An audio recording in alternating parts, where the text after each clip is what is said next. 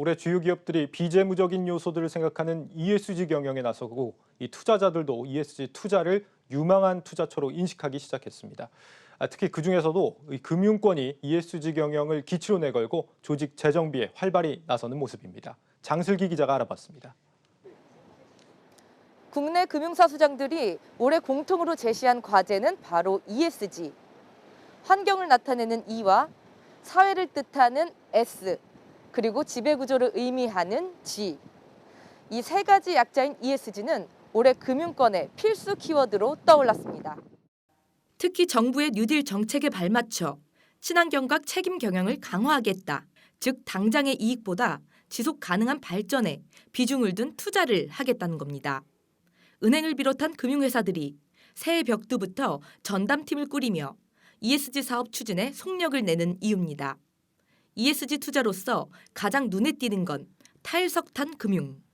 친환경 투자의 상징으로서 탄소 배출로 환경에 악영향을 주는 석탄 기업에는 더 이상 투자하지 않겠다는 방침입니다.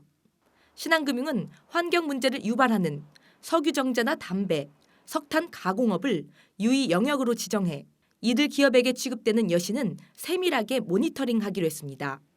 KB 역시 국내외 석탄 화력 발전소 건설을 위한 신규 프로젝트와 관련된 채권 인수를 모두 중단하고 녹색 산업에 대한 투자를 늘려나가기로 했습니다.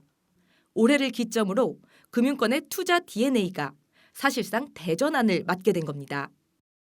탈석탄 부분은 어떻게 보면 이제 글로벌 추세이긴 한데 국내에서는 저희가 조금 어떻게 보면 빠르긴 해도 글로벌 추세에 좀 느린 부분이 좀 있었지만요. 사실 탈석탄 부분은 명확합니다. 우리가 이제 석탄 발전소에 대한 투자나 대출하지 않는 거기 때문에 앞으로 국민은행이 그런 부분에 대한 비즈니스 포기하더라도 충분히 환경을 위해서 보다 적극적으로 그쪽 비즈니스를 하지 않겠다는 부분이고요. 새로운 방향으로 나아갈 하나의 전환점이 될 것 같습니다. 이금융권 또한 상황은 마찬가지입니다. 대형사를 중심으로 보험업권도 ESG 전담팀 구성과 석탄기업 신규 투자 중단은 물론 석탄기업 건설을 위한 공사보험 계약도 더 이상 하지 않겠다는 방침입니다.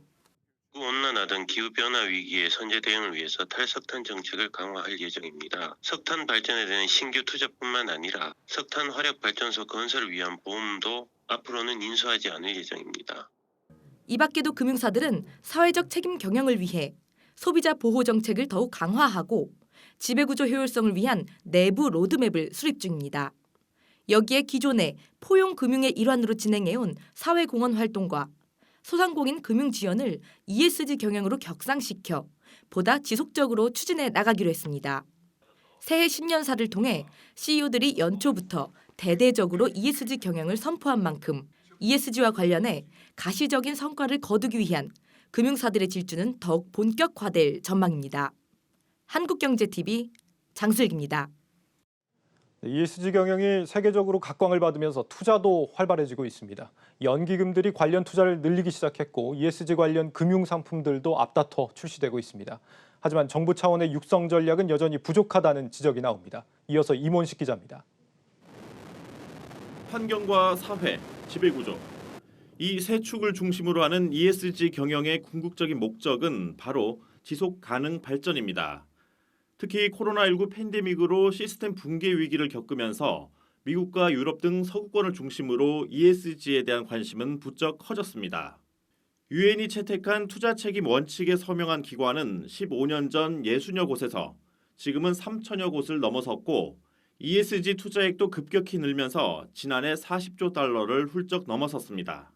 비록 후발주자지만 국내 ESG 투자 역시 가파른 성장세에 있습니다.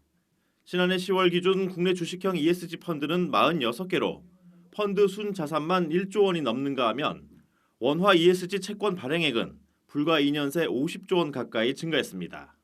이 같은 ESG 투자는 점점 선택이 아닌 필수가 되면서 더욱 급성장할 것으로 전망됩니다. 이미 국가 연기금을 대상으로 ESG 의무 공시제를 도입한 유럽의 경우 올해 3월부터 이를 은행과 보험사, 자산운용사 등 모든 금융회사들로 확대하기로 했습니다.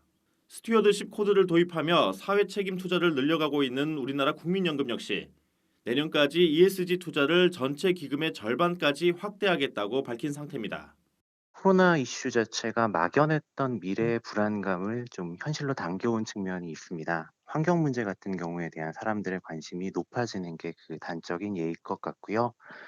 사회의 양극화라든가 공생과 같은 부분들이 기업이라든가 사회의 책임에 대한 부분들을 강조하는 측면도 기업들의 역할 확대 측면 등으로 맞물리면서 ESG 투자의 필요성으로 확장이 될 것으로 판단합니다.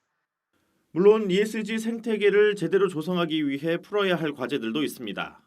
기업 재무 정보를 들여다볼 국제 회계 기준을 세우듯 ESG 경영과 투자를 평가할 객관적, 보편적 기준이 마련돼야 합니다. 기업 가치를 높이면서 동시에 사회 발전과 환경 개선에 기여할 수 있는 중장기 전략과 사업 모델 발굴 또한 시급합니다. 기업 신용 평가를 통해서 기업의 가치를 평가하고 채권 발행할 때 또 가치를 평가를 하거나 주식을 이제 평가를 하게 되는데요. ESG 같은 경우에는 이제 환경이나 또는 뭐 지속 가능성이나 또는 이제 녹색에 대한 부분들이기 때문에 이러한 부분들이 전체적으로 그 회사를 대변한다라고는 보기 어렵습니다. 그래서 그 기업 가치하고 ESG 채권 발행에 대한 부분들하고는 약간의 차이가 있는 거죠. 무엇보다 기업들이 비용 낭비라는 생각을 버리고 ESG 경영에 적극 나설 수 있도록 정부가 세제 혜택 등 투자 유인책을 마련해야 한다는 지적입니다. 한국경제TV 임원식입니다. 네, ESG 투자 전망 그리고 어떻게 투자를 할 수 있는지 전문가와 함께 좀 더 알아보겠습니다. 유한타증권 김우정 연구원 전화로 연결돼 있습니다. 연구원님 안녕하십니까? 네, 안녕하십니까. 네, 올해 코스피 3000 시제를 맞았는데 앞으로 ESG 투자가 우리 주가 부양에 좀 긍정적인 영향을 줄 거라고 보십니까? 장기적으로는 긍정적인 효과를 줄 수밖에 없습니다. 사실 주식시장이 큰 변화, 특히 큰 상승을 보일 때는 세상이 변할 때, 그다음에 그 산업의 패러다임이 변할 때 기회가 많이 생기게 마련이거든요. 예. 근데 ESG 요소 중에서는 지금 환경 요소가 기술 발달에 따라서 지금 많은 투자 기회를 주고 있습니다. 사회책임 투자의 전략 중에 지금 가장 중요시되는 게 ESG 투자인데요. ESG는 환경, 사회, 지배 구조에 관한 그 요소를 중요시하게 보는데 그 중에서 환경은 사실 실질적으로 전기차나 2차 전지, 수소산업 같은 경우는 2019년 이후에 기술이 실용화 단계에 들어서면서 우리 실생활로 직접적으로 영향을 주고 있습니다. 예. 따라서 2020년에는 환경 요소와 관련된 기업들이 높은 상승을 기록하였고요. 사실 코스피 3000에 들어가면서 2차 전지라든지 이런 수소 관련, 그다음에 자동차 이런 그다음에 반도체까지 이런 여러 업종들이 복합적으로 작용이 되면서 주가 상승에 동력이 되어왔고 당연히 중장기적으로 ESG가 우리나라 주식시장에 긍정적인 영향을 장기적으로 줄 것으로 예상이 되고 있습니다. 하지만 지금은 3,000포인트를 훨씬 넘어서는 상황에서 이거를 당장 단기적으로 보기보다는 좀 더 호흡을 길게 가지고 ESG 투자를 보셔야 한다고 생각이 듭니다. 예. 이 기존에도 이 사회적 책임 투자라는 개념이 있었습니다. 요즘 떠오르는 ESG 투자와는 좀 어떻게 다른 개념인지 궁금한데 어떻습니까?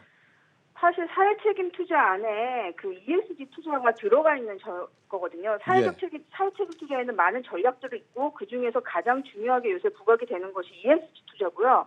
ESG 투자는 최근에 부각이 되고 있긴 하지만 사실 예전에 2006년에 UNPRI가 브룬트한테 보고서를 채택하면서 이게 투자가 본격화하게 되기 시작했고 그때부터 유럽이나 미국 등 선진국을 중심으로 해서 계속 이슈가 나오고 있었습니다.